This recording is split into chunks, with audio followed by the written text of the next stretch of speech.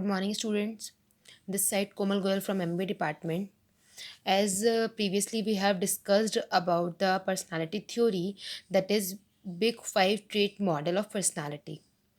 सो हमारी एक थ्योरी हो गई है। आज मैं दूसरी थ्योरी स्टार्ट करती हूँ बिकॉज कई बार एग्जाम में लोकस ऑफ कंट्रोल, ये सेकंड थ्योरी कई बार एग्जाम में आपको देखने को मिल जाती है, बट मोस्टली ये आपकी जो थ्योरी है ये शॉर्ट में आपको पूछ लेता है, वेरी शॉर्ट में आपका क्वेश्चन अराइज हो सकता है जिसमें वो डायरेक्ट आपको को पूछ लेगा what do mean by locus of control, that's it, not more than it. So at least आपको ये पता होना चाहिए what do mean by locus of control at least.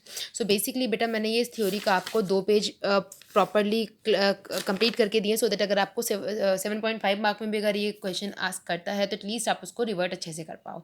अगर हम बात करते हैं लोकस कंट्रोल थ्योरी को, सबसे पहले हमको ये पता होना चाहिए इसके कीवर्ड्स। बेसिकली इसमें 2 कीवर्ड होते हैं, internal locus of control and external locus of control.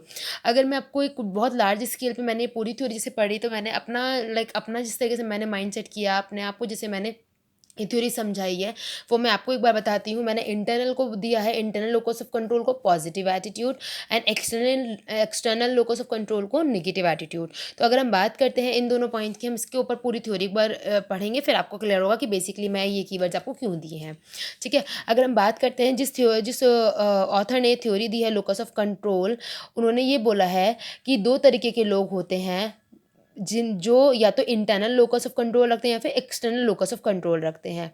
वो लोग जो बिलीव करते हैं कि वो अपनी डेस्टिनी को खुद कंट्रोल करते हैं, उन लोगों को हम बोलते हैं इंटरनल लोकस ऑफ कंट्रोल के लोग। ठीक है, जहाँ पे हम ये मान के चलते हैं कि ये वो लोग होते हैं कि जो ये मान के चलते हैं कि हमारी जो डेस्टिनी है वो ये बिलीव करके चलते हैं कि हमारी जो डेस्टिनी है वो कि हम अपनी डेस्टिनी खुद कंट्रोल करते हैं। ये लोग क्या होते हैं, basically internal locus of control के लोग वो ऐसे लोग होते हैं, ऐसी पर्सनालिटीज़ होती हैं जो लोग ये मानकर चलते हैं कि अगर कुछ गड़बड़ हुआ है, अगर कुछ मिस्टेक हुआ है, अगर कुछ फॉल्ट हुआ है तो वो मेरी वजह से ही हुआ है। मतलब वो कभी भी अपनी प्रॉब्लम्स का, अपने दिक्कतों का, अपने एरर्स का, अपनी फॉल्ट्स का दूसरों को ब्लेम कभी भी करना प्रेफर नहीं करते हैं। एंड अगर हम कंट्रास्ट में बात करें, people who believe that destinies are controlled by outside forces are called external locus of control. वो लोग जो ये मानकर चलते हैं कि हमारी जो डेस्टिनी है वो आउटसाइडर्स या आउटसाइड ऐसे फोर्सेस हैं जो हमारी डेस्टिनी को कंट्रोल करते हैं, हम लोग अपनी डेस्टिनी को कंट्रोल नहीं कर सकते, उन लोगों को हम नाम देते हैं external locus of control personality वाले लोग। अगर हम बात करते हैं इंटरनल्स, जो like internal locus of control वाले लोग होते हैं, they people are more cooperative and satisfied in nature. वो लोग हमेशा कोऑपरेशन करते हैं, हमेशा कोऑपरेट करते हैं एंड हमेशा अपनी जॉब से सेटिस्फाई रहते हैं। They devote more time to their jobs because वो हमेशा अपने जॉब प्लेस पे, अपने वर्क प्लेस पे हमेशा सेटिस्फाई फील करेंगे, तो वो मोस्ट ऑफ द टाइम अपना ज़्यादा से ज़्यादा टाइम अपनी जॉब को एलोकेट करते हैं। एंड अगर हम कंट्रास्ट में ऑन द अदर हैंड अगर हम बात करते हैं एक्सटर्नल लोकस ऑफ कंट्रोल वाले लोग कैसे होते हैं, they have less job satisfaction in their job, in their work place. अगर हम बात करते हैं कि ऐसे लोग जो अपने वर्क प्लेस से बहुत कम जॉब सेटिस्फेक्शन रखते हैं, the people are known as external kind of people. External मतलब जिनका लोकस ऑफ कंट्रोल एक्सटर्नल होता है and less involvement with their jobs. ये लोग अपनी जॉब में बहुत कम टाइम एलोकेट करना प्रेफर करते हैं। अब देखिए, the externals are generally dissatisfied because they receive that a performance is not complete because of organisational deficiencies.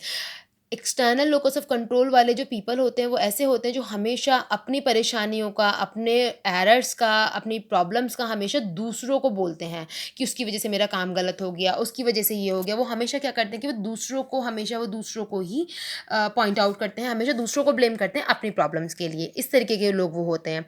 अगर हम बात करते हैं the externals are generally dissatisfied because they receive that performance is not complete because of organisational deficiency. वो ये मानकर चलते हैं कि हम अपने जॉब से सेटिस्फाई नहीं है क्योंकि ऑर्गेनाइजेशन में बहुत सारी डेफिशिएंसी है जिसकी वजह से हम अपना काम पूरा करने में एबल नहीं है।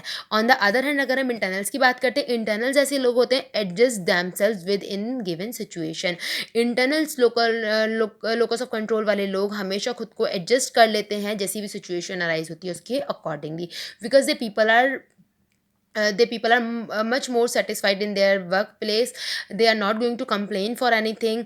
They do their best for getting job satisfaction at their workplace.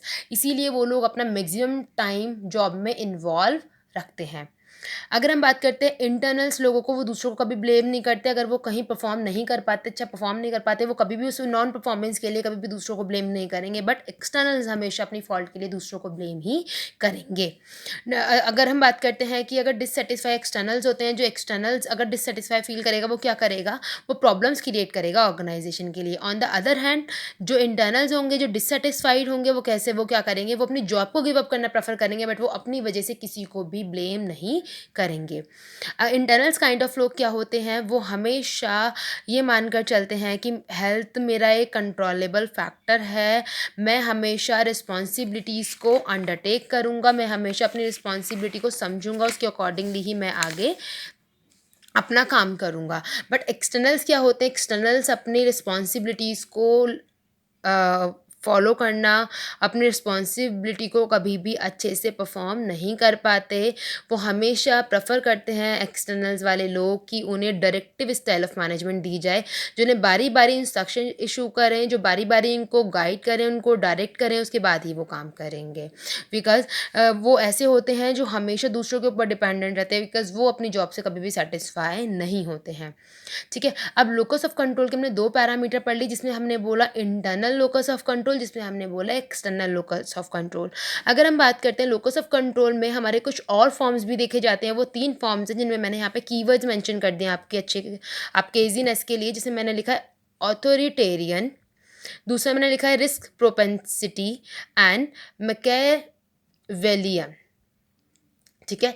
इसमें अगर हम बात करते हैं, ये 3 पैरामीटर हैं जिसमें हमने बोला कि ये वो लोग होते हैं जो हमेशा बिलीव करते हैं अपने स्टेटस पे। ये लोग हमेशा इनकी मोरल वैल्यू हमेशा हाई रहती है।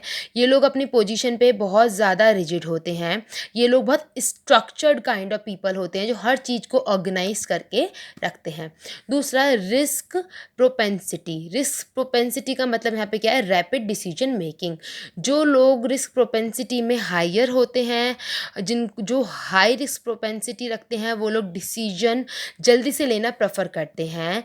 एंड वाइस वर्सा, जो लोग लो रिस्क प्रोपेंसिटी में बिलीव करते हैं, वो लोग कभी भी रिस्क वाले डिसीजंस लेना प्रेफर नहीं करते हैं। Next point is Machiavellism. Machiavellism में क्या है? इसमें बेसिकली है अचीवमेंट ओरिएंटेड का मतलब क्या है कि ये लोग वो होते हैं जो हमेशा अपने गोल को अचीव करने के लिए अपने मैक्सिमम एफर्ट्स पुट करते हैं।